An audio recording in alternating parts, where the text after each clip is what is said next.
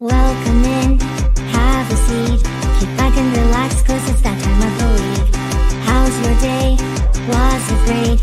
Well, it'll get better with Otalku Cafe.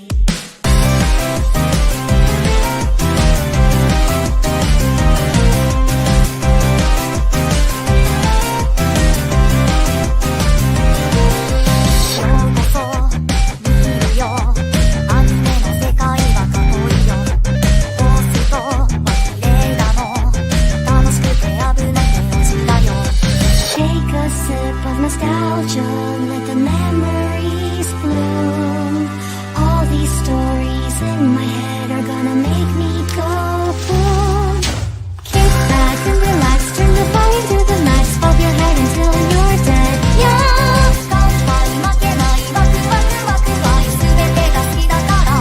Yeah. Kick back and relax, turn the volume to the max, bob your head until you're dead. Yeah.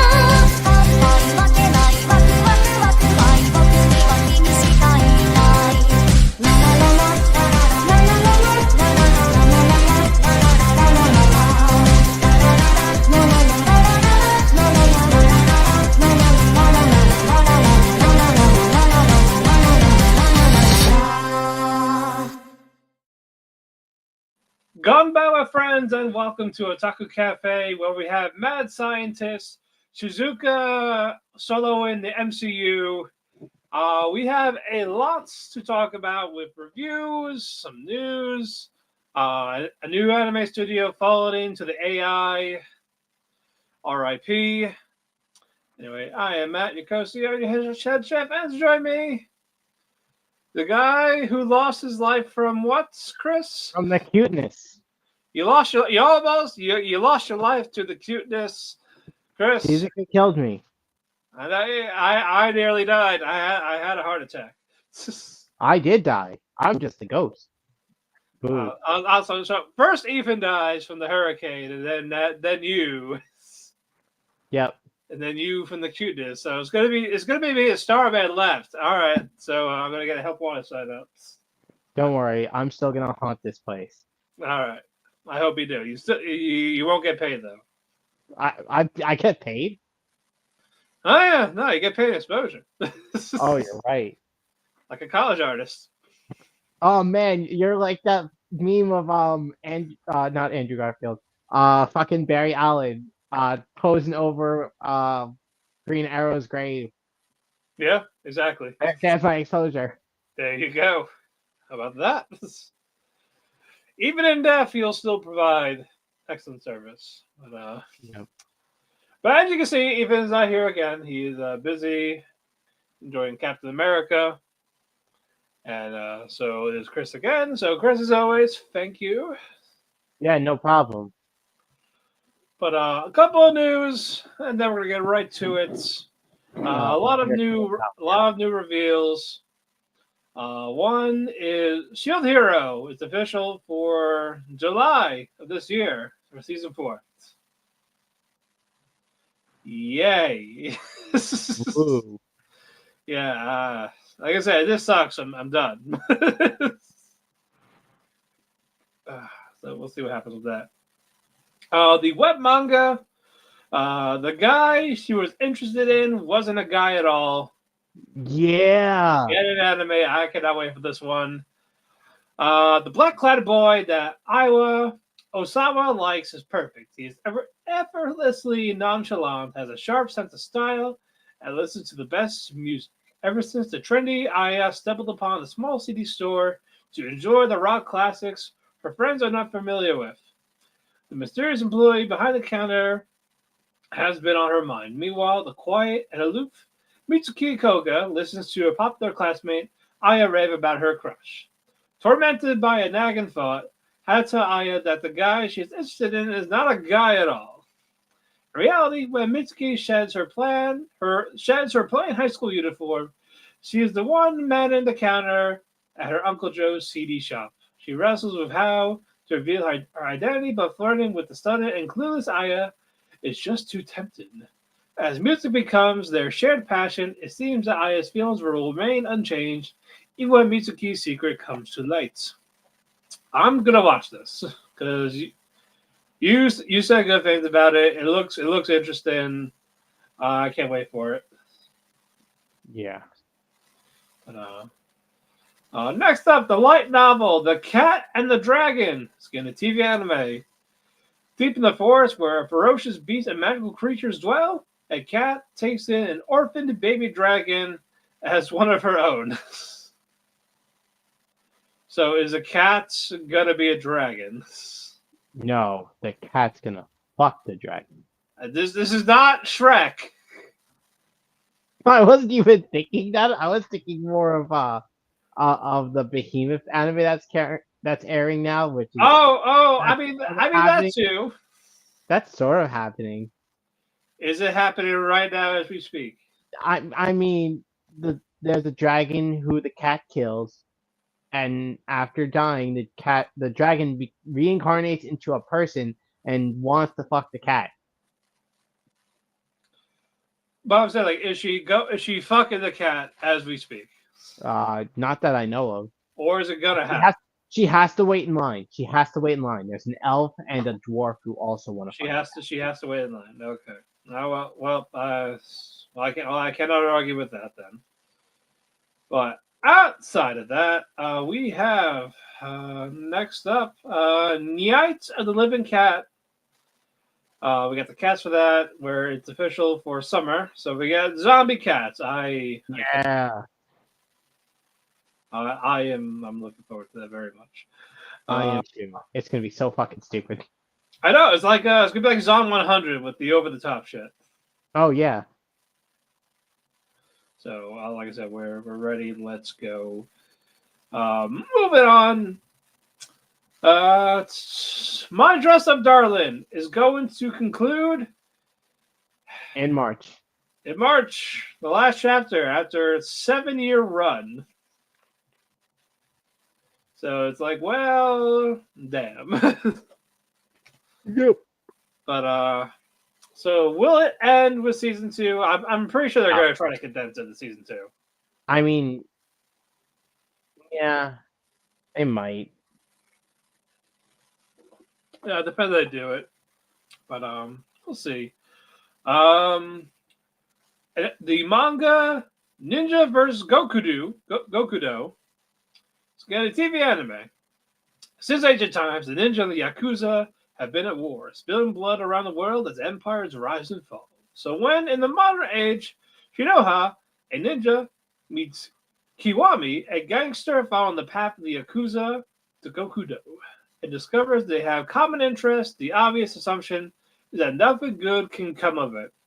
But can it be that one burgeoning romance will shake up a 300-year grudge? Who will win the struggle for real ultimate power? This is a maybe. I don't know. We'll see. We'll see. I'm not interested, but I gotta just say one thing. Kiwami does mean extreme. It does mean extreme. Kiwami means extreme. Oh. Nice. Fucking Yakuza. Oh, from the Yakuza games. Yeah. In the first 2 games, they made sure you knew that Kiwami means extreme. That's amazing. And the fact that the Yakuza character is named Kiwami, you got to know he's going to be extreme. Next up, the mixed media project Utahime Dream is getting a TV anime, some more idol stuff. No release date for that one yet. And then the manga Torn After the Apocalypse is getting a TV anime in 2025. All alone after the end of days, 2 girls bike through the empty ruins of Japan, and they're not about to let the collapse of civilization get in the way of sightseeing. Even when the world ends, their journey goes on. This is a maybe. We got more post-apocalyptic. Will there be zombies, or just there's no humanity? Who knows? I think it's just natural disasters. And these 2 were the only ones that avoided it. From what I know, a lot of people are hyped for it though. Well, all I'm gonna say is, well, maybe they hid under their desks in school, kids. Maybe. They might have. And finally, OLM Digital Anime Studio reveals plans to incorporate AI into the industry. So, the Apothecary Diaries, well, there's going to be AI now. So, I don't know what they're going to do with this AI, but it got announced a couple days ago. So, we will see how much is going to take over the whole thing. What say you, Chris? I think they're just gonna have Mao Mao do the Sheikah dance. They did better. But OLM Digital believes that these are the 4 challenges facing generative AI. It's not just regular, it's generative AI they're going to use. Concerns about copyright and cancel culture around AI, and no time to try out AI amid tight schedules, and technical challenges. So, what are they going to do for us? So who knows? But do you see them being committed, or do you think they're gonna drop it in like a year? They're probably gonna give it a test run, and then they're gonna like say, "Hey, this is what we can do." And you fucker who wants to try and one up us, go right ahead, and then we have AI and everything. Yeah, I can see that being the thing. So anyway, that is it for the news. We got that out of the way. So let us get to some solos. Chris. Matt, it's been 2 weeks since I've talked about it, so I'm gonna start with this one first. No. We're back with Gohan's special Momentary Lily. So last week the girls made it to the group of survivors and saved them from the what are they fucking, I forgot the stupid fucking name that they're called. Whatever, who cares? Turns out that everyone except Renge and Yuri, who's dead, so who fucking cares, had family in this group of survivors. It wasn't just one person. So the big chested One-san has her mom and sister. The gamer girl has like some friends, or no, the gal has friends. Everyone found family except for Renge, who cares. It's then discovered that Renge starts to freak out because she's having more visions of Yuri, and like during the battle with the robots earlier, she got a really bad cut on her arm, and it just magically heals. It just healed. And she has no idea what the fuck is going on. So she's like, "Oh man, am I not real? What's going on?" But while she's having this like existential crisis, the girl they've been talking with, I think I forgot her fucking name. Who cares? Says, "Hey, you look sort of familiar. There was another person who were talking, who I was talking to, who I haven't heard from like in 2 weeks, who looks sort of similar to you." And it shows like a picture of someone who looks like a smaller Renge. And Renge's like, "Oh my god, this might be my little sister. Finally, I can know who I am because I have amnesia." Important plot point. So she's gonna go and like say, "Hey guys, I think I found my sister, and she's in terrible danger. Can you guys come help me?" Everyone's preoccupied with their family and their families, and she's like, "You know what? I'm not gonna bother you guys with my problem. I'm gonna go fight the super overpowered new robot that's may kill me by myself," and leaves the settlement. Okay. This week's episode, she goes to fight the giant robot and feels sad because like, "Oh man, I left everyone." But everyone realizes, wait, Renge left us, and she left us a video of cooking that we can do this episode. And then learn that she went to go fight giant monsters to save someone who might be her little sister. Renge fights the giant monster. almost dies by it. Everyone shows up is like, hey, the big sister here is not gonna let you, think it's okay for you to be left alone, even though I was bitching you all out like 3 weeks ago that you almost got me killed. Um, Renge runs into her little sister. They have a heart to heart, and then the little sister's like, "Wait, no, you can't be my big sister. My big sister died like a month ago."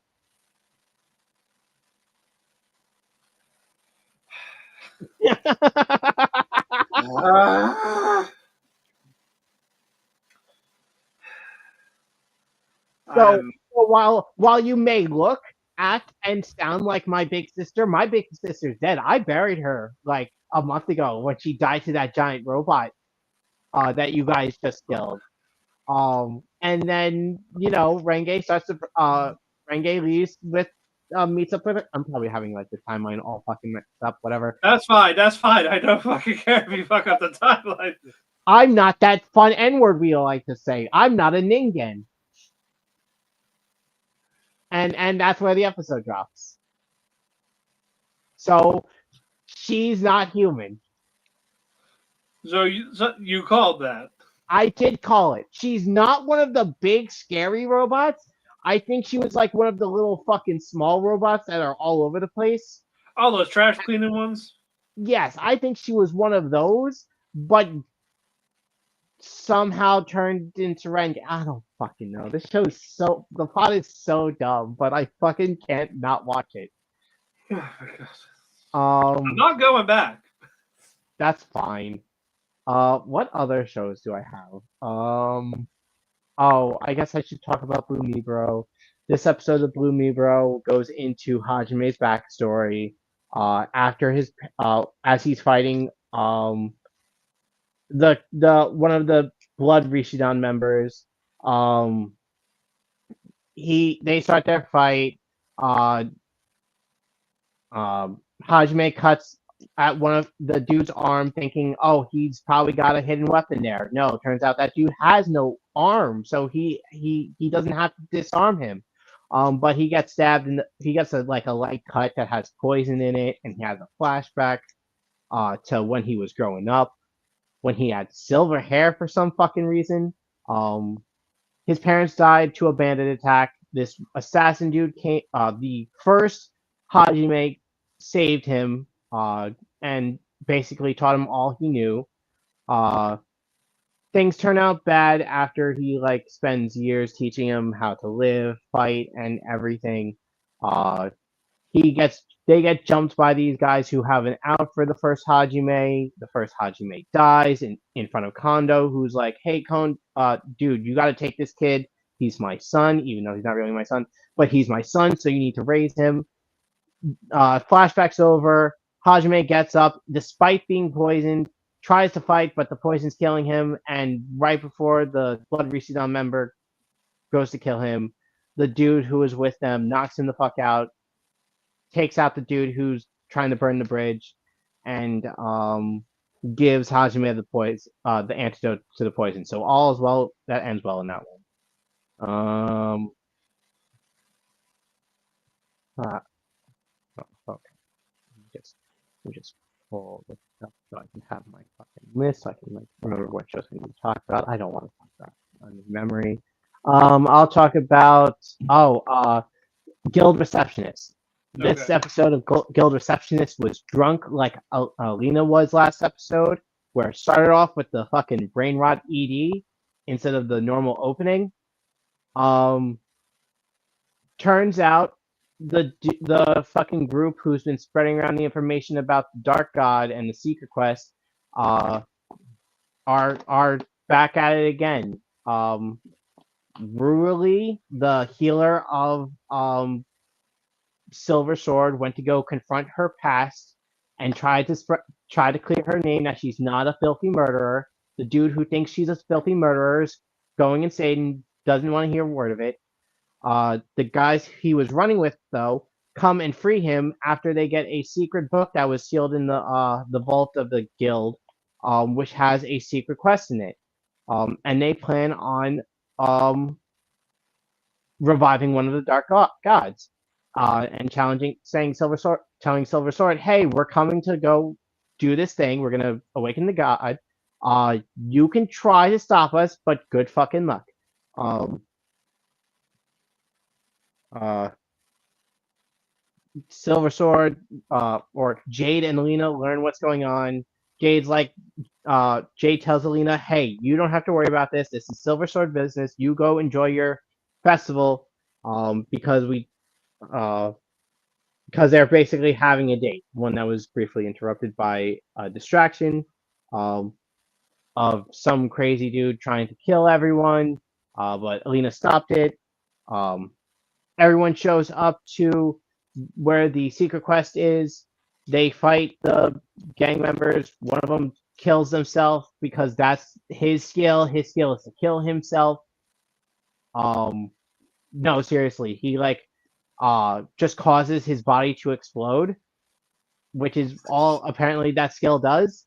But that gives the Dark God the enough power to revive because it requires sacrifices, or human souls to sacrifice. The remaining dudes like, you guys can't stop us. No matter what you try to do, we're gonna keep bringing back the Dark Gods because this world is fucked. Why do skills need to be a thing? Why do people get like shitty skills like transportation and killing yourselves? That's fucked. Um and as he's having this rant, he gets stabbed in the back by the Dark Gods because they're twins who uh fucking have the ability to just like splatter into goo and then reform because I don't know, they didn't really explain it yet, but they're probably going to next episode. And that's pretty much where it leaves off with them fighting the new Dark God. Uh, fucking Okisura talked about the beach, and then it talked about how Okinawans love to drive cars, and they even have drive-ins, not drive-throughs, so that they eat in their car. I'm not going to talk much about the fucking Okinawa, the ad for Okinawa. Uh, fucking. Okay. This episode of next is Medaka. Kuroiwa is impervious to my charms. This episode is the Halloween party, and instead of the outfit she showed off last episode, which I'm pretty sure you can talk about, of just being Lemon from what's Makane, the mummy, where she just had the bandages all around, no underwear or coverings. She went with a cute witch outfit, and uh, there was a little incident where her zipper was undone, and for some reason, Madaka was there, dressed up as a ghost, same as the Asano? No, Haruno. Uh, and uh, Kawhi thought it was her. So she had Kuroiwa pull up her zipper and be completely embarrassed the entire time doing it. Uh, After it gets revealed that it was Medaka and not Haruno, they're both awkward for the rest of the party. Um, Mona tries to get Kuroiwa to wrap her up in bondage. And then their awkwardness gets carried out for the next day until they both apologize for being idiots. And that's where that episode ends. Right.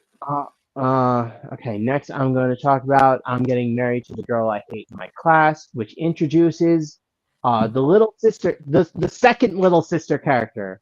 First, we had the Oh, silver-haired little sister character we who's got just the other like, one. now we're going with the other one who is just all attack. She uh she basically tells, "Hey, senpai, um, fuck me," over and over and over throughout the entire episode until it gets revealed that she's actually Akane's sick little sister, who has been in medical care for most of her life besides traveling the world. Um, and try like on numerous occasions to tell Akane, "Hey, Akane, you don't like this douche. let me take him. You don't have to deal with this. Grandma only wants her grandkid to fuck him. You don't have to fuck yourself, so let me fuck him. And Let I me can't fuck remember. it. I Okay. can't remember what else happens that episode. So I think the last one is gonna be fucking unnamed memory. Um, I'm gonna leave that for Ethan next week because I don't want to talk about it. And instead I'm gonna talk about another one of my shows that I've not been talking about. Red Ranger becomes an adventurer in another world. I've been recently catching up because of one. I found out through the grapevine of the internet that uh, the female main character gets the Red Ranger into bed and says, "Hey, we're gonna fuck, so we can deepen our bond, so I can understand how this power works." The second is because of the fucking Kamen Rider reference in this episode. In this episode, they reference Kamen Rider, and they have the fucking voice actor who voices the kid's belt um do the voices for the Kamen Rider belt in this episode, and it's so fucking good. Basic premise of this show, I probably talked about it earlier. The Red Ranger, um, of a Super Sentai Power Ranger group, dies in the final battle and gets isekai to a fantasy world. In this fantasy world, he is still able to transform, and whenever he transforms, there's an explosion behind his back that actually affects everyone who's near him. Um, He's able to summon his Zords. He's able to use all his powers. It's fucking hilarious. And everyone has no idea how to fucking deal with it because, it's overpowered. Second, it doesn't make any sense. It breaks all laws to their world. Um, and it causes trouble for him because when he uses his overpowered attacks, he leaves no materials remain from the monsters he kills, so he can't make money. Um, he meets this fucking witch, mage, who is the disgraced daughter of the royal family's court wizards, whose dad lost the position and they were forced out of the castle. Um, and she wants to get back into it, so she asked him to help her get back into it. They go and they meet the third princess of the kingdom, who is like, "Hey, I need your help because there are these magic seeds that like corrupt people and drive them to go insane and give them super strong powers. So we need your help to beat them." It's like main character's like, "Oh man, I recognize this. This shit is like everything I've seen ever like up until now." And during like bits of the episode, we get flashbacks to his world, where they'll be like flashback to like episode 10, and they'll show like a little glimpse of like what happened during that. And it's just it's so great. I fucking love it. But that's all I'm going to talk about. I just wanted to bring up the Kamen Rider reference. All right. Well, I only got two, so first one, Trillion Game. Picked where left off. Everyone has a salary now and paid a lot of money. And of course, for some of the people, it's like, what to do with it? Sakura doesn't want to indulge in material things until one of the guys says, "Hey, bitches love a nice car." And he gets a convertible. That one guy buys a convertible. Gaku still does not have a place to live until he'll eventually get an apartment, but he gets a letter in the mail about a high school reunion. It's like, oh, why do you want to go to a high school reunion? No one cared about me there. But he does decide, I'll go. But before any of that, Haru and Gaku pay a visit to an old friend, the lady who ran the flower shop. So they paid her back. They were able to get the company after Dragon Ball kind of fucked them over. So everything's all happy days. They're great, cool. Power in the game. They're gonna have a meeting, but Gaku is going to his high school reunion. Also, another warning, which will come into play here. Be wary of women, especially when it comes to especially for rich guys, when it comes to having a lot of money. Be wary of the women. So like, cool, cool. While Gaku was at this reunion, he doesn't really talk to people, but he does remember one girl that he kind of had a crush on, called named Momose. She was the only one that really acknowledged him at the school. Like, not like because people, because jocks and all that, they would ignore him, everything like that. So, but she's the only one that took notice of him. He also helped out her in our music class for like the machine for the flute, like a digital sheet music thing. And she eventually shows up, and she's like, "Oh, hey, Gaku, how you doing?" Like, actually happy. Of course, the other classmates were also kind of bragging, like, "Well, I work in this company. I don't mean to brag. It's not a big deal." That type of thing. Until the guy asked Gaku, like, "Hey, so what have you been doing?" "Oh yeah, I haven't been hired or anything, but yeah, But I've been working on my game and my company." It's like, wait, you developed Pop Up Land? You're part of this? Like, oh shit! Now the person that neglected him the most is like, "Hey, I'm this guy with my business card. Get me a fucking job." He's like, "Ah, yeah, sure." But Mama say she's like, "Ooh, wow." So they've been talking for a bit, and she invites him back to her place. Like, hey, why don't you I have my music thing is on the first again. Could you just come over, fix it up? So they go over. They have the champagne. And it's just like, oh, so where's the thing? Oh yeah, no, I just use that to lure you here. They're like, yeah, like I'm at this hotel, really nice penthouse type.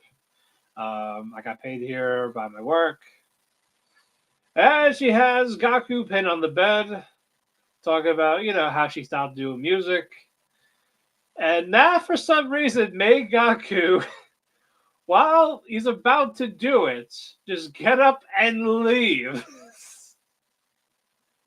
Can't trust these women, as they say. He's Based. like, he's running away, crying a bit. It's raining. He found Sakura's convertible, even though it's wet because of the rain. Rin checks up on him, like, "Yeah, you okay?" Type of thing. Like, "Yeah, he's okay." But I'm just like, you could have done the deed. But I know, it's like, well, maybe like, is she interested in you for you or the money? No one knows. But moving on, my last one, Dragon Ball Daima. It ends in 2 days. Well, 3 days. Thank God. Thank God. We picked up where he left off, what Gloria wished for, and of course, he wished for everyone to become adults again. They're all back to their regular ages, they're normal size and everything. So good. And Arensu tells Gloria, hey, like, this is the thanks I get for, taking you in when you had nothing, poor, fighting in the streets. Well, go, be gone. I'll wait with you. Because he wanted him to wish her to be the new Demon King, and that way she could stop Goma. Oh, that's out the window. Majin Ku, it does reach us. They're like, "Oh, don't worry, I'm not leaving you. I'm gonna stick by your side." And now they're trying to figure out who's going to fight Goma, and it's Vegeta's turn because Goku fought as a kid. Now it's Vegeta's turn as an adult. So we finally get adult Super Saiyan 3 Vegeta. Okay, cool, fine. This is one time in adult form. Why not? Kicking Goma's ass. That all goes well. Even hit the final flash. But Goma is still standing. That third eye on his head, the devil's eye. It's making so that no matter how many times he gets his ass kicked, he's not going to lose stamina or anything like that. But Vegeta's out of energy. So while all that's going on, Arensu trying to figure out a way how to how they can remove the eye, and the only way to do that is that they have to hit him in the back of the head 3 times. I guess in a row without being stopped. But we'll see. We'll see what happens. So Goku's like, "All right, Vegeta, it's my turn now," and Vegeta's like, "No." And then Bulma's like, "All right, I got him. I got him. I got him." Vegeta, what woman? It's time to stop fighting. It's Goku's turn. No, I'm gonna fight him till it kills me. Well, you know what, Vegeta? Stop being stubborn. If you keep on fighting, I will never take a bath with you again. And I swear to God, Vegeta learned instant transmission of how quick he flew down going, all right, Goku, go ahead. It's like, I'm second thought. It's your turn. It's your turn, Goku. You're fine, Kakarot. He can't win. He cannot win, but you know what? I understand. Bath time with Bulma is important. He's a husband. He's a ladies' man. He's got a Goon and Vegeta is canon. We find out he likes tits. You know, he likes bath time with Bulma. Let us go. And so, as Vegeta amidst defeats, no, he folded real quick. So now Goku is like, all right, I'll distract Goma while you, Piccolo, you try to get him in the back of the head 3 times. So we get a call back from when Goku turns Super Saiyan 3 the first time. Like, what? This is Super Saiyan. This is Super Saiyan 2. This is a Super Saiyan 3. And now we get the Super Saiyan 4, or whatever they call it. We don't know what they're going to call it yet. They didn't say yet. He does the Super Saiyan 4 transformation, though. And now we're going to get ready for the climactic showdown in the finale in 3 days. I'm so glad I'm not watching. I will say the animation is fantastic for this, but the fact there's so much mediocrity in the beginning of it really brought it down. And it's just like, oh man, why couldn't we get this type of quality and stuff in the beginning? Not like we're like the last 3 to 4 episodes.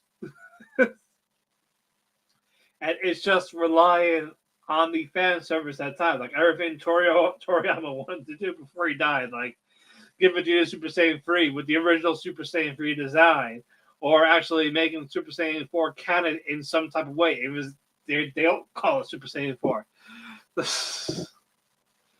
So we'll see how all that gets wrapped up in a bow on Friday. How they're gonna retcon. I still think it's gonna be necessary to say, well, yeah, I'm glad you like the power, but that power is only for the demon world, so you ain't gonna bring it with you. That's it for me. It's over. It's done. Let us go. What do you want to start with, Chris? What do you want to talk about? Let's talk. Let's talk about fucking. Let's just get fucking what's it called? Hanashira out of the way. All right. It's time for our big reading from the person Hana looks up to. What's her name? That was last week. No, Shura. Yeah, Shura's reading. Yeah, that was last week. That was today. This one, they're huh? That was today. I thought today they were mostly focusing on The guy. Huh? Yeah, Shudai and his music, right? Yeah. Oh, yeah, but Shura read in the beginning. Oh, okay, got it. Yeah, she read in the beginning, and people got a little chub. Hana got a little wet, I'm sure, because she was mesmerized. Matt, you can't say that, especially when we think that she's a half sister or something. No Chromo. Oh my god. No Chromo. If it's only half of that. But no, people were enthralled by Shura's reading. Clap and applause. But Hana, like, as much as she loved the performance, she's still mad. Like, it just showed how I'm not even on her level. How mediocre I am. So there's basically this motivation. Makes her want to motivate to do better. So Hana and Anne, they're getting closer together, getting along. They do their shout, their cheer, blue justice. But we go back to the editing side, where they're editing the drama. Setoro and Shudai. Shudai is not happy with it. He don't like it. Music's He, fucking subpar. he doesn't like the music he chose for it. So it was like, I don't like the sound, so we have to redo it. It's like, you have, this has to go in tomorrow. Like, in the morning. Yeah, but I'm not happy with it. And the fucking feeder kid is like, yeah, you have a really big ego, man. Like, but if you think you can do better, we'll let you catch it. But if you can't, then we're gonna submit to what you have now. Challenge accepted. You can't think of anything. So how I suggest, why don't we all go out, maybe get some inspiration. And Setoro, he's like talking to Hana a bit, how he's mediocre, all he knows how to do is editing. And Hana tries to encourage him until they got cut off. But Setoro and Shudai, they have a nice little talk, and Shudai's like, "Do you hate me?" He's like, "No, I don't hate you. Just I get what you're trying to do." Then Shudai talked about how he used to be a pianist. His mom does play the piano, dad runs a music shop, or vice versa. But he didn't like those sounds anymore. He likes Vocaloid music. Based. That's the only music he will be into. Because everything sounds so ordinary as not as that type of thing. And Setoros is like, ordinary still ain't bad. And I kind of reflect on it a bit. He didn't say anything. But they caught up with the girls. He sees the piano. He's like, let me try something. He's playing the piano very beautifully, mind you. And it's like, all right, I think I got my score. I got my musical composition. Goes with the piano. It fits. It's great. Someone actually trusted him. Setsuno trusted him. So he got trust from the group. He's happy. Everyone's happy. And we saw, but I like that. I like a little snippet of Matsuyuki's acceptance letter in his bag. I feel like that's his actual thing. He just left it out there. Like that's how he actually feels like his future's up in the air. Yeah. So I liked that. This was nice. So yes, then Shudai got some little bit of focus. So that was good. I wonder if they'll get focused next. We will see.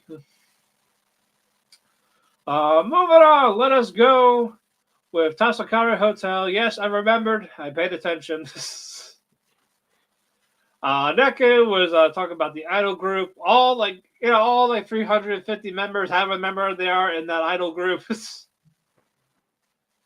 But what a coincidence! One of the people that came into the hotel is Konomi from the idol group. Yeah, she's one of the centers. Yep. So Neko's fangirling. She's getting happy about it. She orders a big plate of food because she's at this hotel. They turns out they actually hear radio from the other side, from the world of the living.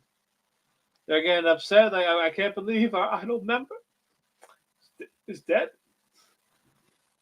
And she's just like, oh, this is crocodile tears. But they just have to say this for public. And they're still going to continue with the concert. They're going to do the concert. They're going to do like a memorial show. One of the patrons gets mad at Konomi. Like, look at you, Miss Celebrity. Getting all the cool shit. Getting all the attention. He's like, did you want something? Like, just ask. No, I never. But we find out something about Konomi. She has an eating disorder. Takes various diet pills. She eats a lot. She throws up. It's all not a pretty sight to see. So maybe it may seem like she took her own life. Who knows? But so Neko's idea of cheering her up is let's make her do a concert for the patrons of this hotel. At the venue, which is like the dining hall, bar area. Ask Haruto to do the sax. Nope. Doesn't want to do it. Hotel manager. He knows how to play drums, apparently. He's going to be the drummer. Hey, Masaki, you're a pianist, right? It's like, yeah. It's like, you want to do this? No. Well, why don't we play this card game? Well, all right, fine. Well, if you win, I'll do the thing. But if he wins, he gets a favor. Yep. And she's good at cards. Neko's good at cards. So, what was the favor he would have asked if he did win? I think it was like tell him where she lives or something. Yeah, it's like that. I could just look that up. Plus, I don't care. Yeah. To. Hey, he watches her while she's sleeping. Yeah, he watches her and does that. That is the ultimate trust. The fact that he's able to go into their room while sleeping and just doesn't do anything. That could have killed her any chance he got. Yep. He also has a general idea of where she lives because of her student ID. Yep. Because you're not too far from me. But yeah, part 2 is going to be the actual concert taking place. Not a bad episode. I'm curious more about the Zidal woman, what really went down. I'm sure we'll get all that. Hmm. And Chris, it's no use. It's no use. Man, I hate that bird. It's no use. It's no use. Take this. Okay, so people aren't wondering why we're just quoting Silver the Hedgehog. Yeah, because this happened in Zenshu. Yeah, this happens in Zenshu. Turns out the bird was the bird in the last episode. Yeah, for like a split second, this random bird keeps annoying Natsuko, saying no matter what she did, and just breathing, it's no use. It's no use. Turns out that woman is actually the isekai spirit of the fucking creator the creator of this movie. And Natsuko fucking fangirls like, can I get your autograph? Like all this. It's like, yeah, like why are you ruining my movie? This was a shot to all the fans out there that create their own fan stuff. Yeah, it's great. Yeah, it's cringe. It sucks. Wow. If you get so salty over this, maybe you should look at your own story. If you're creating a character, if you're making an entire series where your character gets a redemption arc only to turn it back next season and try to convince everyone, no, it was a corruption arc. What are you talking about? We weren't going to redeem this character. Go fuck yourself. I have a lot of feelings towards a certain show. Say it on the air. Oh no, I'm good. I'll go. Like it's not even an anime. It's not even an anime that I have these. This show pisses me off so much on so many levels. But I'm not going to digress. Just tell me the name. I need to know the name. That's it. It's miraculous. It's the French magical girl show that I'm somewhat. Okay. Yeah. Oh, hey, we're gonna turn this one character who's fucking the school bully. We're gonna sort of make her good, only to like turn her into worse than Hitler in season 4 and 5. I'm not. It's so stupid. Well, anyway. Next, after Bird director bitch says, "Hey, it's no use. Stop messing with my story." Yeah, and then Luke becomes cringe. Luke has the sudden revelation I love Natsuko Hirose. I need So to tell her. yeah, and he Oh, tells her over over and over and and over any chance he sees her. Then it got to the point where Natsu's like, taking a call, no reshoots, no, never bring this up again. Closes the door. depressed Luke then goes to the grave of the golem dude. I forgot his name. Yeah, Molmog or something. it's And like, well, Justice shows up. it's like, dude, you really suck. You really suck at this. But he's like, why did you talk to your unicorn friend? It's like, oh no, he's like a brother to me. I can't do that to him. He's family. It's embarrassing. I don't care. I would still punt him in his head as hard as I can. Just stick his horn on the ground like a football. I'm gonna do a field goal. And I'm gonna punt that thing. I'm gonna punt the shit. I hate that unicorn. It's annoying. Sean, it's annoying. Stop. I hate that unicorn.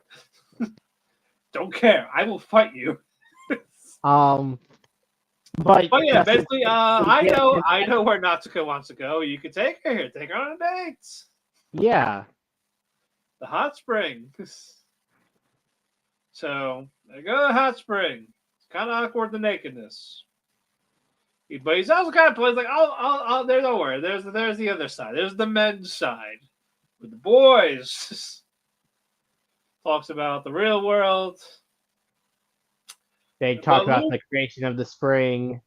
Yeah, and how Natsuko, like, oh, I gotta love all the nights. Like, who do you love the most? Blank, because she was gonna say him, but it'd be very awkward. It'd be very awkward right now. So, but now guess what? Because there's a void. There's a void in the mix. So Luke tries to go stop it. Fails to do so as this giant void blows up the hot springs. Like an asshole. Like an asshole. So Natsuko summons a mech or a Gundam. Yep, summons a Gundam. That thing gets kind of killed pretty easily. Yep. But it gives Luke enough distraction, or it creates enough of the distraction so Luke can jump on top of its head, shout, "I love Natsuko Hirose," and kill the void. Yep, and he looks at Natsuko in a serious way, and he goes, "I love you." And then Natsuko goes the Doki Dokis. Yep, so I think she even says Doki Doki. Yep. Fun. Not a bad episode, though. Not a bad episode. Moving on, Hanako-Kun. I've been waiting for this fucking wonder. I've been waiting for this wonder. Yep. This is my favorite fucking wonder. Oh yeah, talking about one number 4, right? Tiara. Tiara? No, not Tiara. What's her name? What's her fucking name again? May. I'm sorry, May. Yes. Yeah, but Nene and Co. finally realize that it's not a real place. So they interrogate not real Mitsuba. Getting tied up. He likes it. We know. Calm down, people. Calm down. Yeah. Back. This is back, I say. They Mitsuba. He got it, but he wants out of it. But at the same time, he's like, I don't care. So Ko and Nene, they see May, and May caresses her legs. The daikon radish. They're thick. They're thick. Like, whoa, calm down. They're like daikons. They're radishes. And they're like, no. Like, all right, we want out of here. Oh, you want out of here, you say? Well, we're gonna do something here. And what we're gonna have you do, you gotta kill your best friend. So you gotta kill your Hanako friend. Or you, Ko, you gotta kill the trap. I mean, Mitsuba. Which one of you is gonna do it first? We're gonna have tryouts. Oh, fucking guys.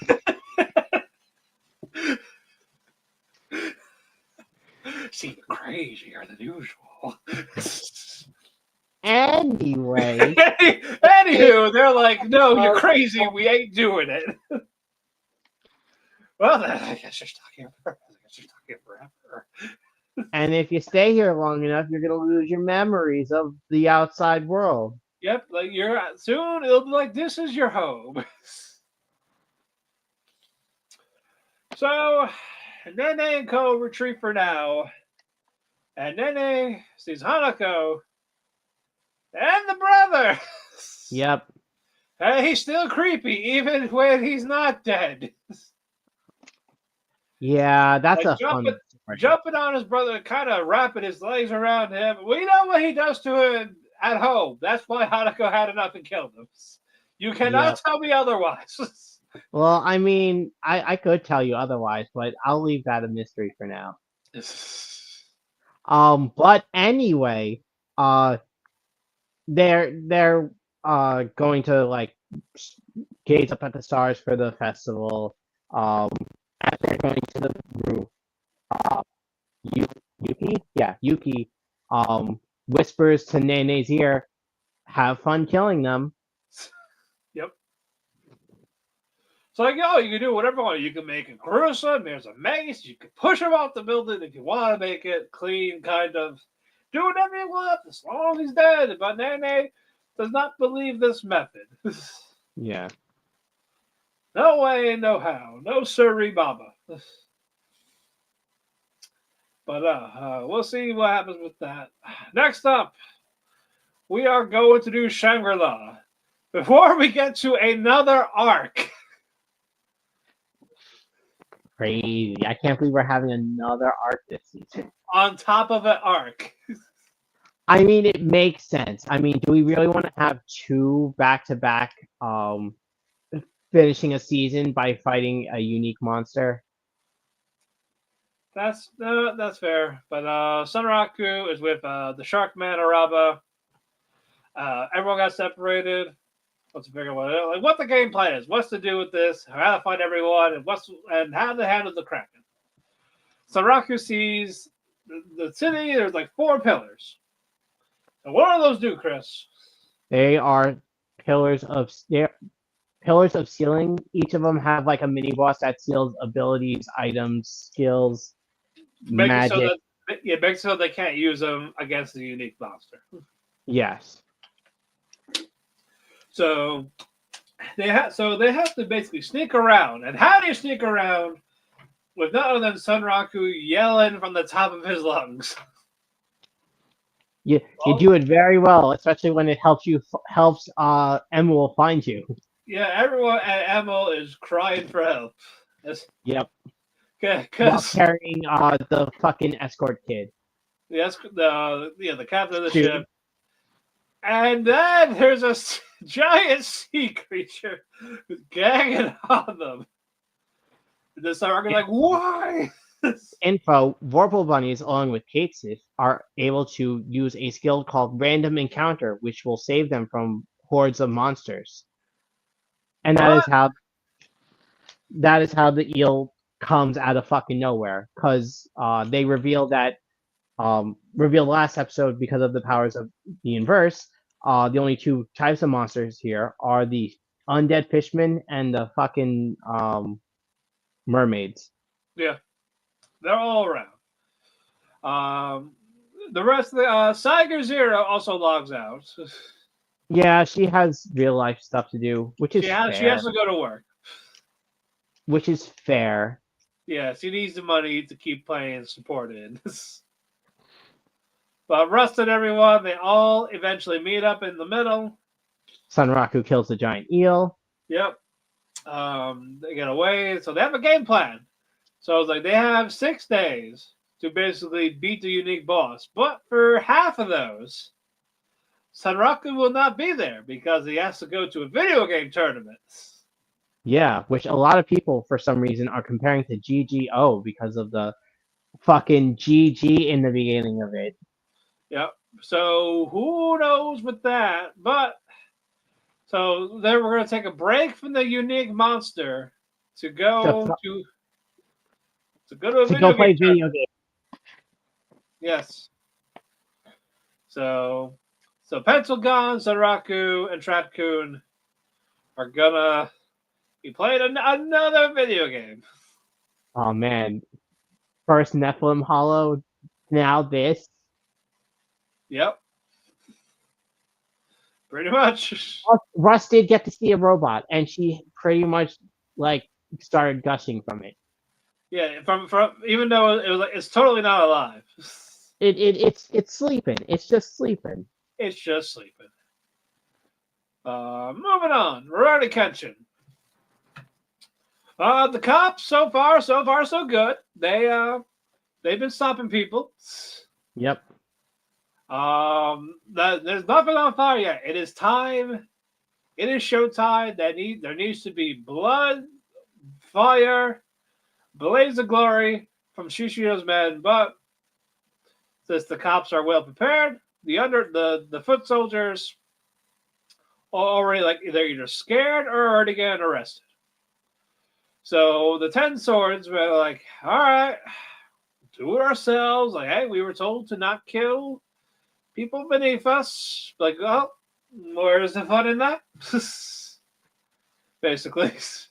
Yep. Misao's crew are on the move too. They captured the people that were basically chickening it out. Sanosuke, Kenshin, Hajime, they're at the bay. They're like, oh shit, they're here. How did they find out? Like, yeah, this is bound to happen. Show them what our actual boat looks like. Let's invite them on. So this old decrepit boat is like this. Give her the exterior is a giant high-grade warship. And shoots cannons, Gatling guns.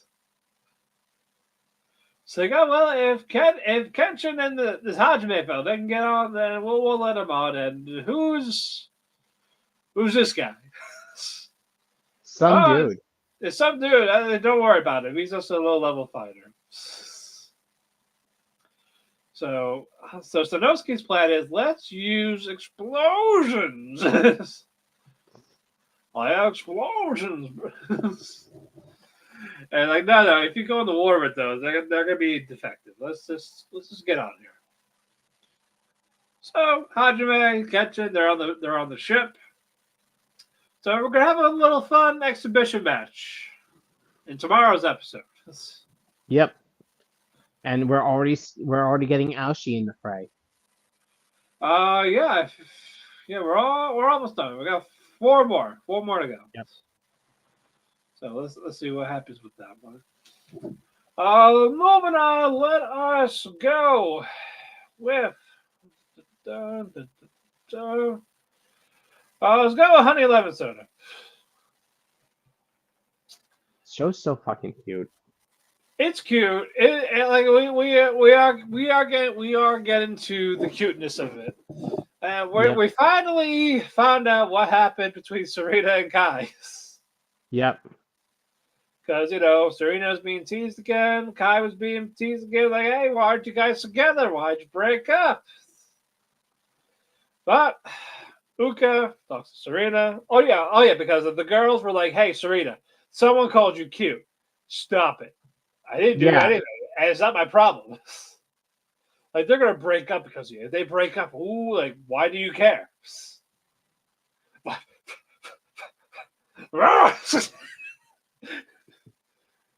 But no, they got stopped. The bullies go away again.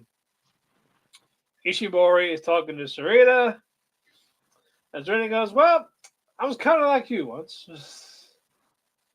I was still popular. Aside being shy, I was still very popular. Don't get it twisted. I was still popular. It's fucking bitch. Like I was popular still. But no, like all because I stood up for someone. The mean girls were basically picking on me, and Kai was defending me a lot. And got to the point, well, we were dating, and then I realized I became too dependent on him, and I couldn't have that. So we broke up. So Ishimori's like, so you don't like him still? Like, I wouldn't say that. no, it's over. I know you're look, Serena, you're lying. All right, yes, still like him. Do you like him, Ishimori? It's No, like that's I do, but not like that. It's more of admiration. yeah. He helps me, and I look up to him. It's nothing like anything more like that. Stupid. Yeah, but okay. So summer break. Ishimori kind of blows off Kai. Like, I'll see you next semester or next term. Kai was about to ask, hey, you want to hang out? Like, nope.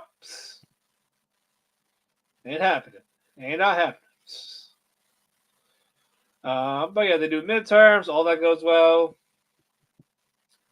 Summer Summer, break. yeah, they have a break. Summer festival's going on. She's like, oh, I bet Kai's there with Serena right now. I think they look good together. And as I'm gonna go out, she sees Ayumi there. It's like, hey, you want to go with me? We'll have a girls' night at the festival. Like, all right, Wait, cool. was it this episode where Kai tells the dick friend with the black hair that what he said before was That wrong? was last week. That was last week. That was last. Okay, yes. Yeah, Okay. that was the after credit. Okay. Yeah. We were like at this point, we already know Kai likes her, Yeah. and Kai missed the boat Eh, again because Ayumi invited Ishimori out first before Kai could get a chance to Cockblocked. cockblock. But as Ishimori and Ayumi are having this girls' night out, pussy blocked by Satoru. Who Damn it, comes and Seven. steals Ayumi's attention? Yep.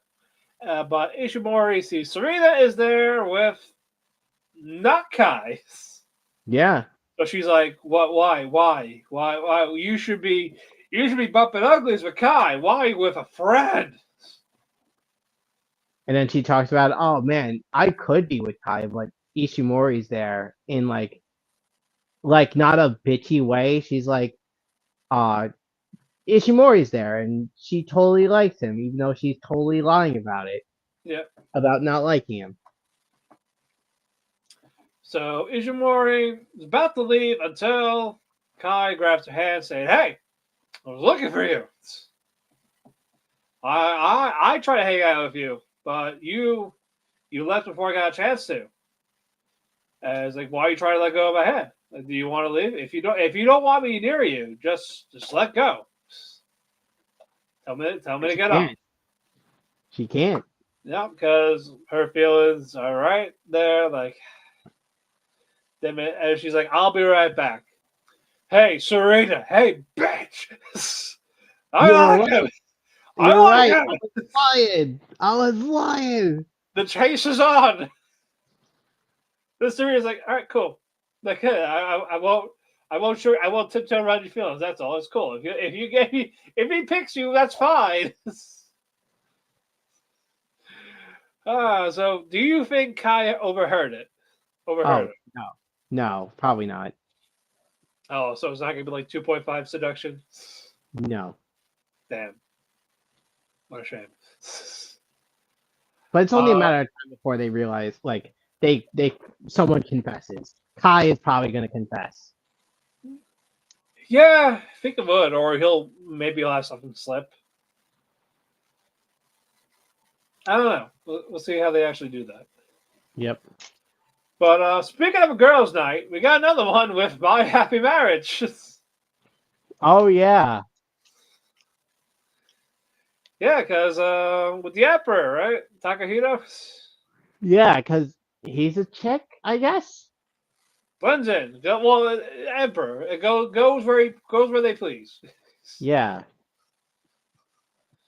So Mio, The Emperor's gonna GBTP, I think. grab him by the pussy. Stop it! Stop it! uh, But the Emperor has. it is a ladies' night, but Prince Takahito is a guest because the prince can do whatever he fucking wants. It's his house. That's where Mio's Yeah, staying. okay, that's right. That's right, because they have to stay with them for a while just for another threats. So they'll all be safer in my palace. Yep.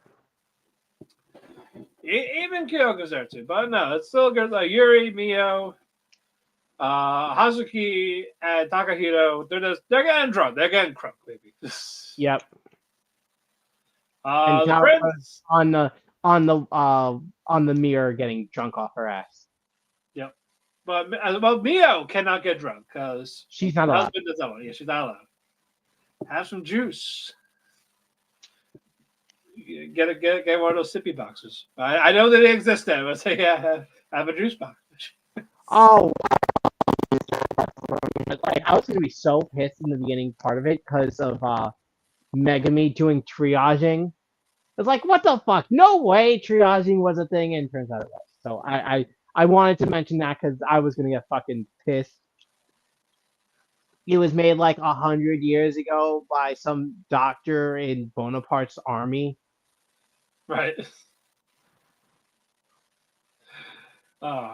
So after the party, the prince and Mio, they're talking a bit, talking about their abilities. You must be careful. Be wary of your father. But we almost had another kiss or a sex moment. Yeah, Kyoka and Mio, they go to their guest room. It's a bed that has them together. This futon. yep.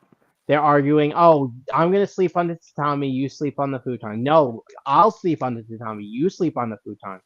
And they fucking fight for like 10 minutes before they fall asleep. They go into the futon. It's like, how you work? Yeah, and they're talking like wants to be more useful to him and all that. At least they're like going face to face with each other. They're about to touch lips. But Mio's like, no, I can't. I cannot. I shall not. It's not proper. It's I'm not not proper. worthy. This is fucking like seeing this couple and comparing it to the couple at Crush at Work. The couple in Crush at Work fuck every episode. They fuck like multiple times an episode. I have seen some snippets. I've seen some pictures of them. They are always fucking. Good. If they're not working, they're thinking. If they're working, they're thinking about fucking. It's like, oh my god. But no, the show is still great. Oh, cannot wait to watch it then. But not a bad episode. Let us go with Blue Box. Wait, hold on. We're missing something in it. At What? the end, after that scene where they're in the bed, Kyo has work to do. Arata shows up and he's talking with Mio. But then some fucking advisor for the education department of Japan shows up and is like, "Hey, Mio or Arata, one of you two, do you want to use your powers for me?" And throws out like a huge wad of cash, trying to bribe them. Before he's like chased the fuck off, but the butler comes in and is like, "Oh man, it's all my fault. I'm sorry for being a piece of shit tool." And then whispers something in Arata's ear to make him seem all threatening before they're chased off by the guards. Okay. Nice. Oh boy. That's almost over too. But yeah, Blue Box. We get Snow White. Taiki really doesn't want to do it. Not happy with it. It's But- awkward because he keeps thinking about the almost kiss with Hina. Yep. So they all right, fine. She's been working hard on it. I can't let her down now. Yep. Of course, he told Chinatsu about the play. Yep. So her seat is like in the middle, like where she can see it all. Yep. Taiki is very Awkward stiff and of his lines at first, but eventually he'll warm up to it. And of course, we finally see Ayame from afar. Like, yeah, fuck all these people. Yeah. But Taiki's like, oh, the kissing's coming up. What am I gonna do? It's like I could just not kiss her. Yeah, it he makes it could look just like not. that. Oh, and So there's also talk in the background of how they took some creative liberties for the play because it's fucking weird that this one dude just shows up out of nowhere, it thinks, just oh kisses no, this unconscious girl woman. is dead, time to kiss her, and she wakes up. Also, the students who are a part of the play are questioning, hey, so is it Taiki and Hina dating? They're really fucking close to be not dating. Are they dating? Um, and Kyo's like, no, they're not dating. They're just both really fucking stupid. Yep, it's like, are they in a relationship? Worse, they're stupid. But Taiki leans in, doesn't kiss her. Yeah. She's awake. But the confetti thing that the people that set up before this, And Rush doing it yep, falls. falls in the head, makes him go down, and he kisses her for real Yeah. in front of Chinatsu. And everyone's like, oh my god, they fucking kissed. They kissed. Oh my god, they kissed. Even though, like, if he didn't do that, she probably could have gotten a concussion. But, like, they kissed. That's the more important part. They kissed. And And, everyone's going because fucking wild over because it. of this, the play stops. Yep. And now they're no longer talking about the play. It's just, and Taiki just tells the stage crew guy, like, hey, stop. We didn't. She says she even said we didn't. You're making her uncomfortable, and I don't like that. He's like, all right, sorry. God. So it was like, oh man, now I gotta explain this to Chinatsu, but Kyo being a bro saying, hey, time a break. Let's just hang out in this classroom. You know this stuff. He's getting mad about everything that happened. So Kyo's Part just of it like, is because Chinatsu saw it, but other parts of it because, like, his unsure of how to treat Hina with her confession, oh, and it's putting a lot of, like, stress on her due to fucking all the rumors being spread. yeah. And then he asks him, so who do you actually like out of the two? It's Shinatsu. Yeah, yeah. Hina All right. has a chance. Yep. She didn't stand a ghost of a chance.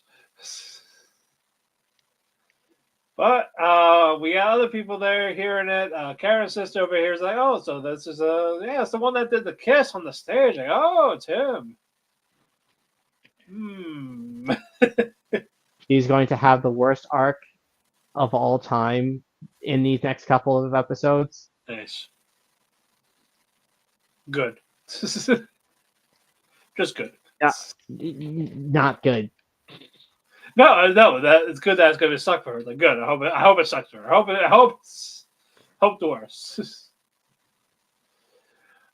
Next up, we're gonna do Sakamoto Days. Sakamoto is best dad. He is the best dad. Yes, he's out right now with his family. So Shin and Xiaotang, they're arguing because Xiaotang's wearing his shopping apron. Saying, well, I can't relax because you're reading my effing mind. So that made Shin angry. He storms out. People come in to kidnap Xiaotang. It's like, is this Shin? Like, yeah, of course it's Shin. She's wearing the name tag, so it's fine. And the guy's like, Flawless logic from that one guy.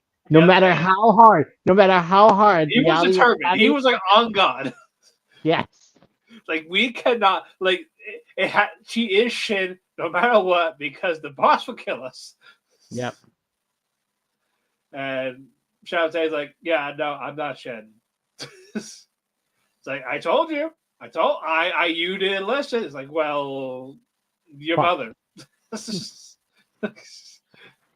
But thankfully, Sakamoto knows where they are because there's a tracking device in the name tags. And they're going nice, cool chase scene. They failed to chase. They've failed to get there in time. We get the hideouts of, and it's Shika. Shika is here. I'm like, she got. But no, it's a reindeer head. It's Rudolph here. Mr. Rudolph. I'm gonna call him Rudolph now. He's like, is it her? Like, oh yeah, no, it's not her. Like, it's not Shin. Like, what? You threw me under the bus. Like, oh well, now she's a bargaining chip. So let's see if they'll actually save her. Talk about Shin. The They chase break scene in. the chase scene was great because they definitely killed like a good percentage of those guys on the bike. And they were saying, "Oh, we're filming a movie." Yep. Like, how many of those fucking people died in the explosions? A couple. It's got to be a couple. They're not going to tell Allie about that, right? Divorce A if they do. Yeah. Well, no. Well, I hope she's not watching the news. Yeah. People die in random explosion in a chase scene with motorcycle Batman and blonde kid. Right? Well, they break in, trying to find their employee. And there's a fossil dinosaur, all bones. It can move. As all Sakamoto can think of is, I can show this to my daughter. Oh my god, this place would be great to take a family to. Yeah. Like, wow, a moving dinosaur, Dad. You're the best. And then she's like, this is not the time. But he made the dinosaur unalive. Yep. I'm like, damn it. He also killed 2 bears. You gotta kill those bears. Yep. But we're gonna get the climax of that arc in this week's episode when we get to it. Next up, we're gonna do Apothecary Diaries. Man, fuck that one guy. The one guy. Are you talking about the old man? The old man. Screw that old man. He's not that bad. He's just like, oh yeah, Mama, I do. You and me and your stepfather. Oh, we go way back. This temple here, the shrine type of thing, is usually for people that like for like the royalty. If they complete this maze, they will see like heaven, basically. I thought it was whoever completed the maze was the next ruler. Yeah, or like like destined. Yeah, they're the next. They're the true king or whatever. Yeah, because the prince, the empress of the foreign land did that with her children, and now it is time for the emperor's turn. Yep. And there is also we get quite a bit of Jinshi. Yep. We get a lot of background, especially in the beginning with the flashback. Because he was there during one of the trials. Yeah. And he's totally the emperor's brother, right? Yeah. Okay. But they don't know that yet, though, right? No. Like Batman I mean, and the rest. now has like an idea that Dinshi's not just some random fucking eunuch. Right. I was like, they have the same eyes. We have them side by side. They're the same eye colors. Yep. But the Emperor has failed this quite a bit. Like choose a color door, different patterns. But Mama sees something about it. It's more like the lighting around the room. And we kind of find out basically the Empress's family that back then were colorblind. They said it without saying colorblind. Yep. So And I was trying cool. to track her family and to make sure like they stay in power. Yeah, if they see that certain shade, they can see that type of color. Because they cannot see certain ones. Yeah. So it's basically always green, or like the blue doors. Yeah. But eventually, when they reach the destination, beautiful view, like the music in the background. Also, the guy's like, your father would have figured it out, or hey, why don't you have Mamo as a concubine? Like, her lady would not like that. Enough. Yeah, she doesn't. She grow 15 centimeters. In the chest. in the chest. It's like, well, F you. And the old man's like, well, maybe she could be Jinchi's concubine. It's like, no. Don't even joke about it. But no, we got the mystery of that. And then Mama's kind of been at ease at Jinchi because he seemed like there's something off about it. Like there's more about him that she's going to find out. She's going to figure out what's the deal, what's the beef. But it was a nice little. We get to see the Emperor actually do something, kind of, or actually have screen time. He's not important though. I know, like he's kind of he's the Emperor of the whole fucking country. Like you gotta see him a little bit instead of just fucking people and going, is the food poison or not? That that sort of thing. Yeah. Next up, medalist. Oh my god, Medalist is so good. It is fucking great. Inori is upset, cannot find her bag, like picked up where left off. She did not remember taking it with her, and then she finally realizes she left it in the train because one of the elder ladies said, "Hey, you want me to put your bag up there so you don't have to hold on to it?" And then she forgot it. Yeah, her autistic ass forgot about it. And so Sakasa's like, well, I found it at the Lost and Found. I'll run there and get it. I'll run 10 stops. That's a lot. He can do it. He did. But yeah, it's like, oh yeah, we're up at like 12:30. Don't be late. And they're like, oh yeah, the prelims they're gonna end early. No. And if he's not here with the skates at this time, yeah, you're gonna have to withdraw. No. But Tsukasa, he ran, he got on the train to go back. And he is sweating. We actually see it. It's actually animated. Like his shirt, half his shirt is covered in sweat. Yep. Normally they would not do that. It would just be the head. Nope, the whole shirt. Like more than half the shirt. And then that fucker puts on like a jacket right afterwards. Yeah, I guess someone gave him a change of clothes. Well, no, like he had like his normal like jacket and hoodie on.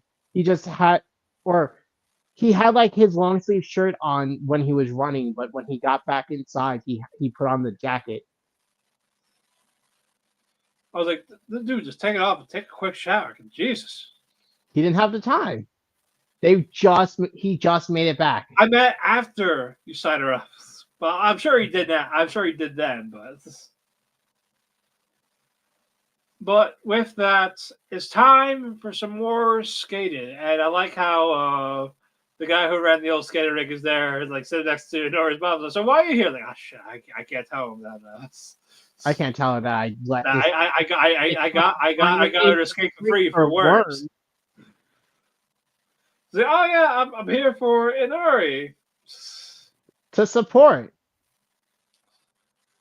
Like, I'm sure it was like half of it, but yeah. But we get a few performances. We got two that are like rivals.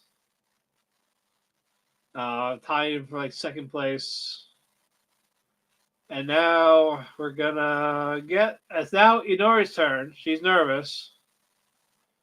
She's like, just do this routine. Like yeah, because Sakasa's like, hey, just do this routine. I didn't have you add extra thinking you'll win. I know you'll win with this stuff. If you do it perfectly. Yeah, just do not fall once. She fell once, right, when she was going to. But before it started. Yes. Do you think she's gonna mess up at the? I don't think so. You think she's gonna win again?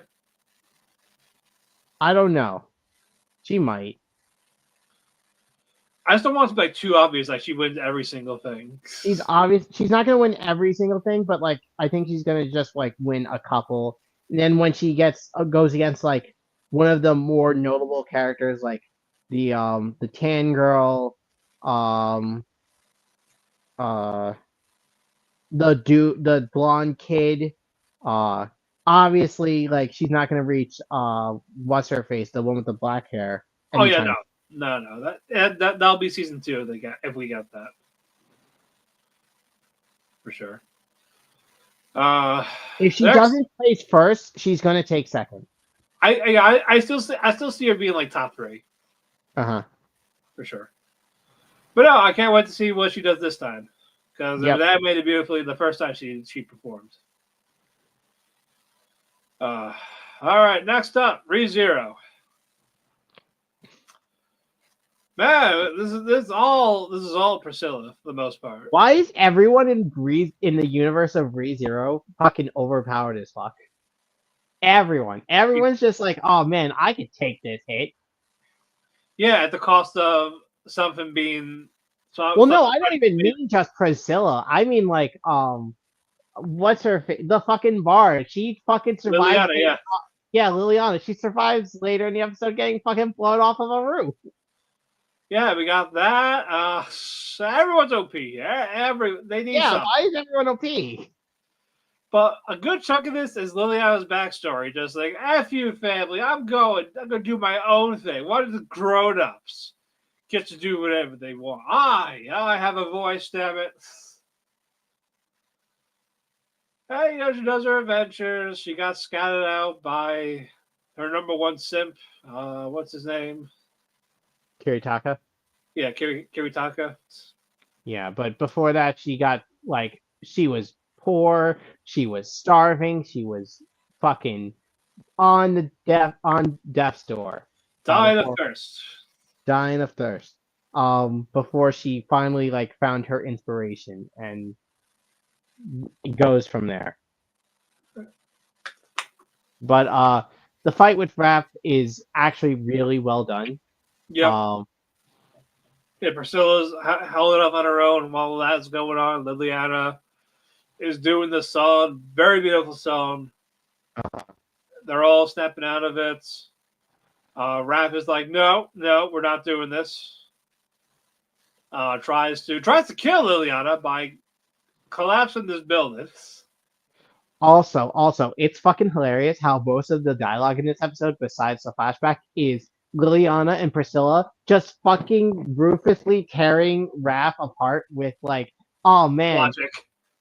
well, no, not even logic. What the only guy you're married to, gives you a gift and it's anger. I have 8 husbands, and they all are like just trying hard to just give me something that'll impress me. Fucking, Yeah, what's wrong with you? Get more self-respect. pretty much. And it's like no. It's like, yeah, even Liliana's like, you're stupid. Yeah. Like, what? What?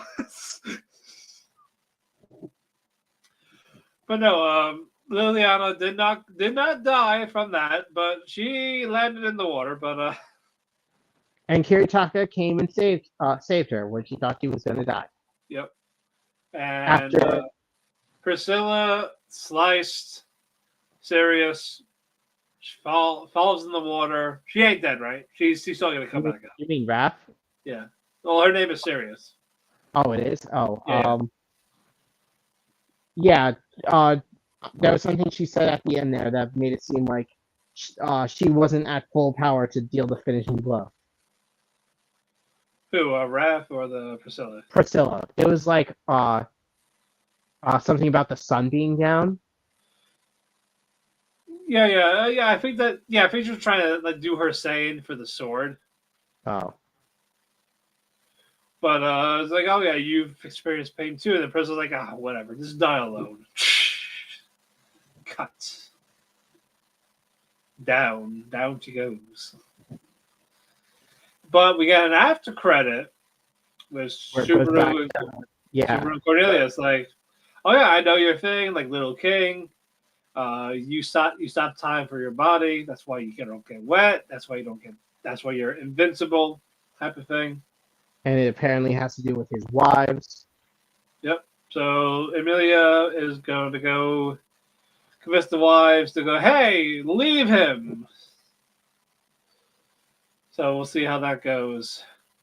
Next up, we're going to ruin a whole man's career. The man's life with Ord. That poor man. Oh, no, poor Schmidt first. Poor Schmidt. No, man. Schmidt went out like a hero. No, he did. He is a Chad. The rebellion, they're going to stop the Inquisitors. They do the shield thing as a distraction. Schmidt and Draka, they're riding away on horses. Though they kill 2 of the Inquisitors to take their horses, but right next to Novak. So Novak starts chasing them because of a couple of others. They're ganging on them. So Schmidt goes like, "This is my faith. Go, I'll hold them off." Like the first time in his life, he was kind of scared. He was scared. He wasn't being led by his faith. He was being led like away from it. It's like it's doing for like own selfish reasoning type of thing. Jumps on one of the horses. They fall down. Gets stabbed. No. He throws a knife at one of the dude. Doesn't kill him. Jumps off his horse, which runs into Novak's horse. And stabs the dude that was on the third horse with his sword. Yep. And then Schmidt gets stabbed by the guy that didn't get killed. And then he stabs the dude in the throat from behind, like when he was behind him. Yeah, he said, yeah. And then Novak stabs him in the back of the neck. And he's like, "Nah, you're a foolish man." He's like, "Nope. This is, like you said, this is my faith. He gladly accepted his death like a hero. You have done your duty, Schmidt." So what's going on? Draka was able to go to the town. Says she's here to talk to the priest. What was the priest's name again? It was Anthony. Yeah, so Bishop Anthony. Anthony. They're talking like, well, time for a deal. Yep. I want to publish the book. Like, this, like, they talk about heliocentrism. It's like, I don't care about it. It's against our beliefs. It's just a book, though. So what's the percentage? Like 50-50? Like, no. 80-20. I'm risking my life here. There's no fucking way we're doing 50-50.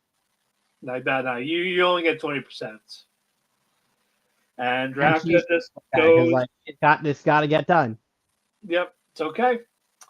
But I was like, I need to do one more thing. So I need to send a letter to someone. Carry a pigeon. And while that's happening, Novak goes. There's Anthony, Draka, and Novak. And then Novak goes, "Hey, get away from her. She's a heretic, and she's part of the heliocentrism. She believes in that." And then Anthony is just like, "So?" Like, what? And I feel bad for Novak here because he's the confused boomer in this scenario here. No, it's just like, it's just books. Who cares what they learn? Like, no one told you to kill anybody. It's like, no one told you to do any of that. Just keep them in line. That was it. That was all you had to do. Didn't he order for fucking Novak's daughter to be killed, though? No, they were gonna frame. Yeah, they were. I don't think they were gonna kill her. They're gonna use her as like a bargaining chip. Well, no, they were gonna try her as a witch, which was gonna get her killed. Yeah, but not for heliocentrism. Yeah, just to strike down fucking the Pope's power. Yeah. Yeah, so he's like, no one told you to do any of this, but like, what about those guys? Like, oh yeah, we got your records. We're just gonna Oxy, Ratho, and my daughter. It's like, yo, dude, like, no, you did all that shit. So yeah, you suppressed heliocentrism. For the last If we were in a different timeline or anywhere else across the world, it probably wouldn't have happened. Also, with your record, yeah, we're gonna get rid of them. It's like everything you have done was for nothing. I'm just like, wow. His whole 40 years or so of doing this ruined in minutes. Man, it's gonna be a real shame when he learns that his daughter died like 2 days ago. So I am looking forward to the next episode because I know what's going to happen next. They're gonna do this is where they're gonna do it, and I cannot wait to see how they do it.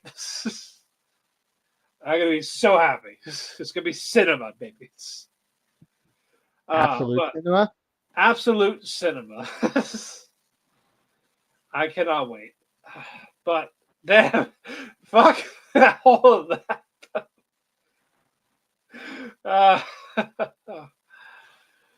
Next up, we're gonna unlock a new route. Oh, demoness leveling. Yeah, demoness leveling now. We have sister leveling, we have jailbait leveling, we have daddy leveling, and now we got demoness leveling. But Jinmu is fighting the people that were killing his men. But one of them goes, wait, no. Say, I give, Chotamate. Don't kill me. It's a demon girl. Jim was like, all right, fine, I won't kill you. Aha, I'm going to kill you. I'm sorry, spare my life. Say, if you do it again, I will literally obliterate you. Yes, Daddy. But say, all right, I need you. Like, I'm going to use you to get access to the next floors. So Estelle has to go to her family to get the scroll for that floor. I'm going to take your daughter. What? It's like, no, not like that. Not like that. Yeah. So I just needed to get the rest of the scrolls so I can get to the top floor. And you'll give her back, right? Yeah, I'll give her back. She'll be fine. She'll be safe. So he's going through all of them, these last remaining floors, until we get to the 100th floor.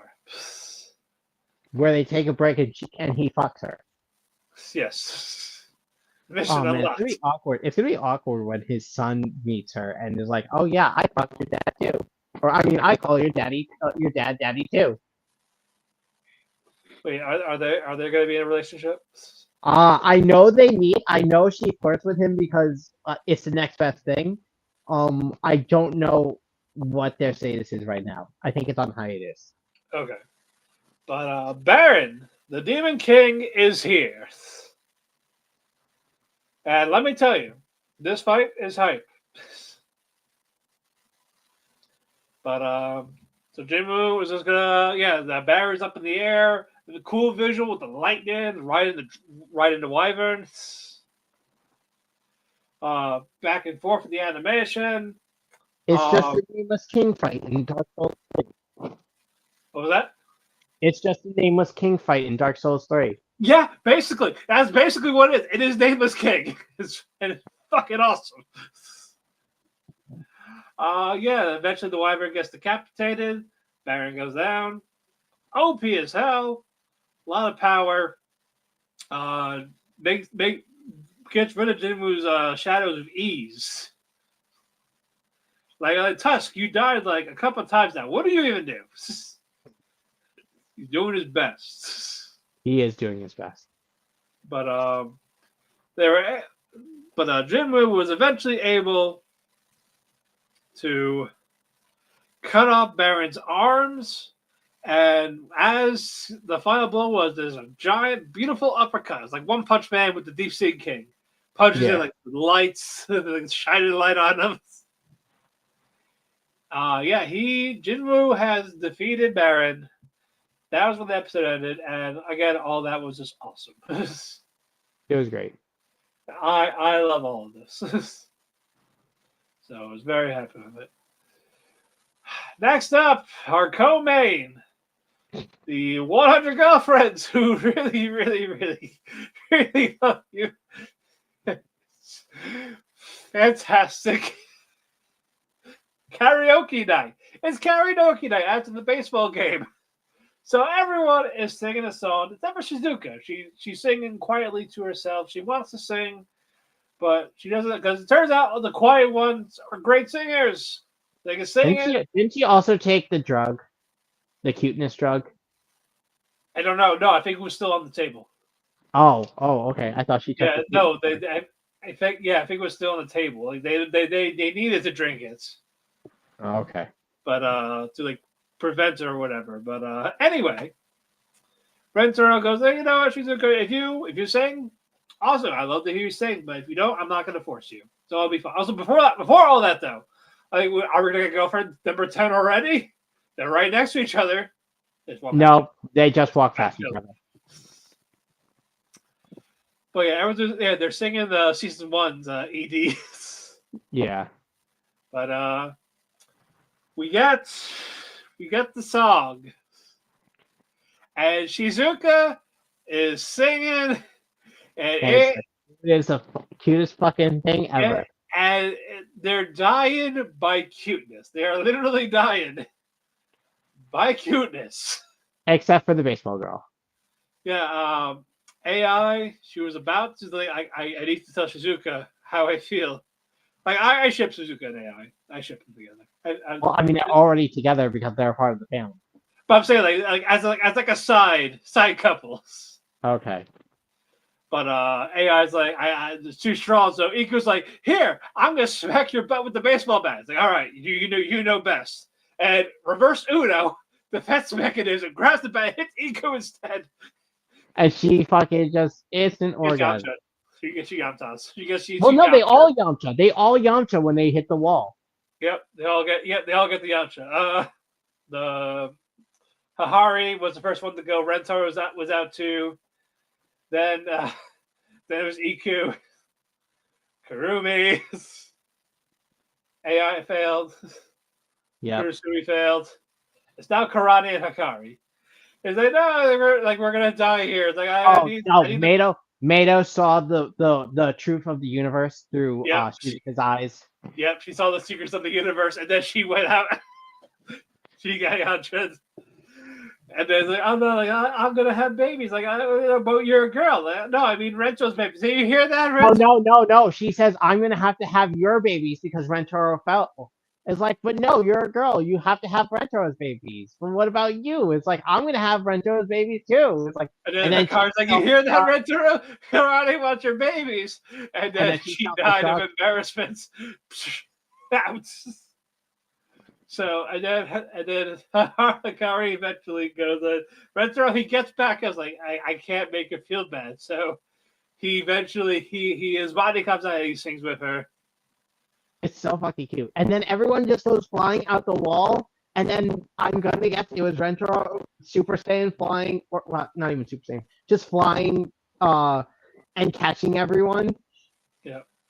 As a fucking bystander who's like construction workers like, oh, there's a woman falling. Yeah, and he's mosaic out, like he's all blurry, you can't even see who it is. This show is so fucking peak. Oh man. But no, that was the first half. You get everyone splitting up at the mall. Now no, it's just Rentaro who's at the mall. He was gonna text everyone and say, hey, I'm at this nice mall. Do you guys want to meet up? But he didn't get to because he ran into number 10. Yeah, me. And me. She's sweet. She's very much a narcissist, but she's nice. Yeah. She's fucking Rarity, basically. But it's like, well, you have the honor of being my boyfriend. Like reverse Uno. Like I'm asking you out. You should be privileged. I'm gonna give you a makeover. Wearing white suit, wig, white wig, bright-eyed colored contacts. Yeah. He pays for it, of course. Yep, but no, she's very competitive with her beauty. But she says there's only one person that rivals her. And Rentaro, being the main character, can't help but think of his girlfriend, who looks similar to uh, him with his style now. White hair, Yep. red eyes. Yep.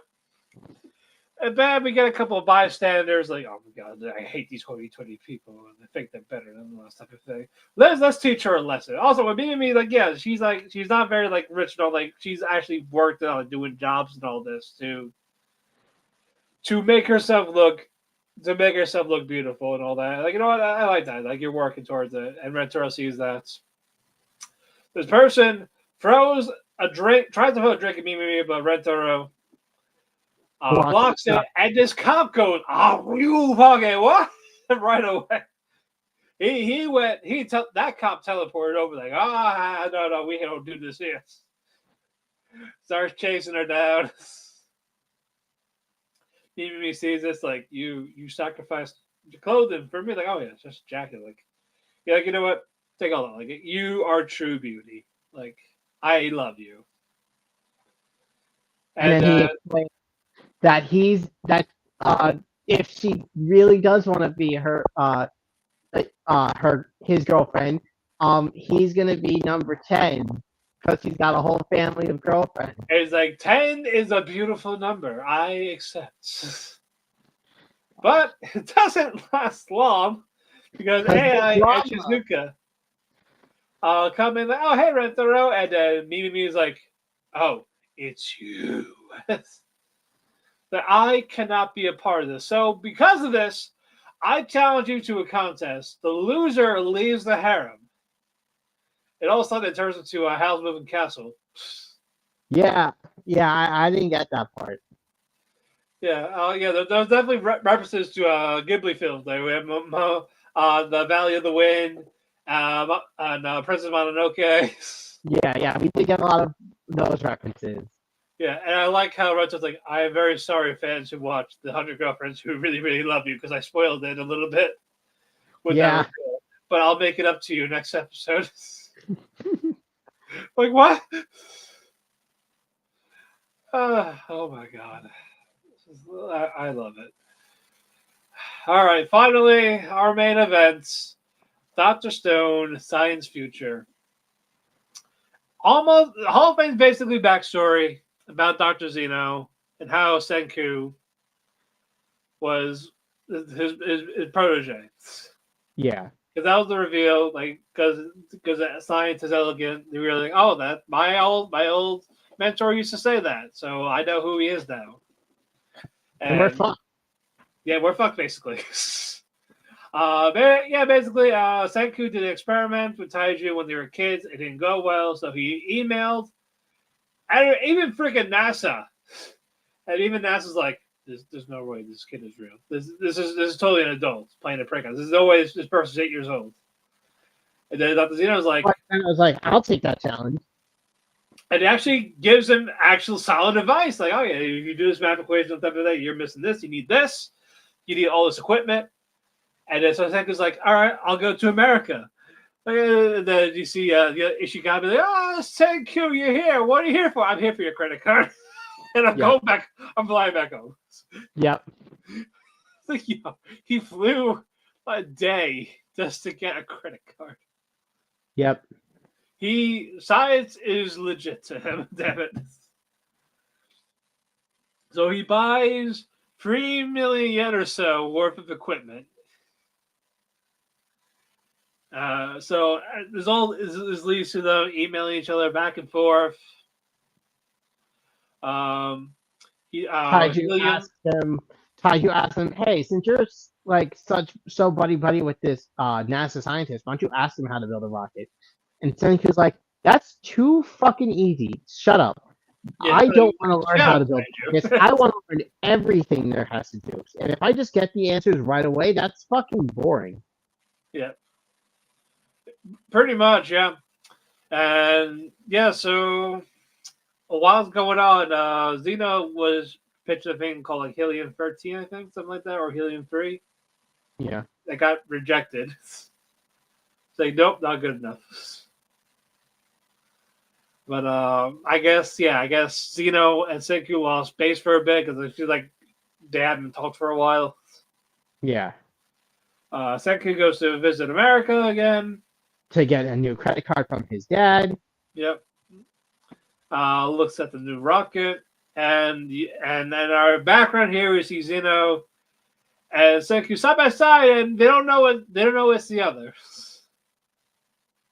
Well, no, I think Zeno knows because he heard fucking his dad saying, "Oh, my son Senku is coming to visit me to get a credit card from me, but he's coming to see me."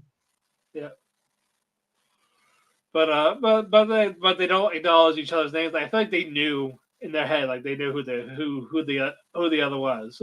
Yeah, because like he's a famous scientist. There's obviously pictures of him. Yep. And it's like, oh, that's a beautiful rocket. And like, all right, I'm gonna go back home now. Yep. And all of a sudden we got hypothetically, if we were in a Stone Age, what would you do? I fucking create weapons to rule over mankind. Yeah, like I would go to Cali. Like I would go to California to build up my base, and I would just take over. I would rule with weapons, with military weapons. Yep. And we see what happened to his side with the petrification. He told everyone there basically, "Hey, this is going to cause us to be petrified. If you stay awake, you'll wake up eventually." Yeah, we don't know when, but just keep your consciousness awake, and then you'll eventually wake up. Yep. We got a few people stepping for the one girl. And for Luna, yeah, for her, to keep us waking up, like, I am dependable, like she was saying, repeating her words. Yep. But, yeah, and Zeno, yeah, his mind was sharp. He like woke the up back. At the same time as Senku. Senku, yeah, I like that back and forth where their eyes cracked at the same time. Yeah. Yeah, cool shot. That was where that episode ended. Yeah, cannot wait how they do the rest for this arc. And then it's gonna get weird. It's gonna go downhill after. Oh yes, very downhill. Uphill technically, but it's just gonna fucking end nowhere. Yeah. Like, look, this is the last good one, folks. Enjoy it while you can. Yep. But closing thoughts before we get out of here. Oh, this is a good week. I'm slowly but surely catching up to all my shows. Slowly but surely. I still have a bunch more. You're more caught up than Ethan, though, so you're good. Well, I'm caught up to all of his shows and your shows and not my shows. Well, let's say you're still more caught up than him. Yeah. But with that, the cafe is closed. I forgot to put up our ticket, but we'll put it up now. Follow us on our social media platforms, whether it be Twitter, Instagram, Facebook. Just type in Otalku Cafe. You can find us on YouTube. Follow me on Twitter, DavePhoenix12, or follow my Instagram, House Husband Cosplay. Follow Chris at Chris Zephyr. Follow us for where we listen to your podcast, whether it's Spotify, Apple Music, Amazon. If you are listening to us on audio, give us a 5-star rating. It really does help out. It really does help out the show. Share it around. Do what you gotta do to get the word out. It's always greatly appreciated. We want to thank Dershi Radio, W2M Network, and Chairshot Media for hosts on their platforms. So follow them at their social media platforms, whether that be Dershi Radio, W2M Net, and Chairshot Media. Which you should head. We'll be back here Tuesday with more anime goodness, the finale of Dragon Ball Daima. We are past the halfway point, so we'll be done with the winter season in about a month. But until then, folks, oyasumi and good night. See ya.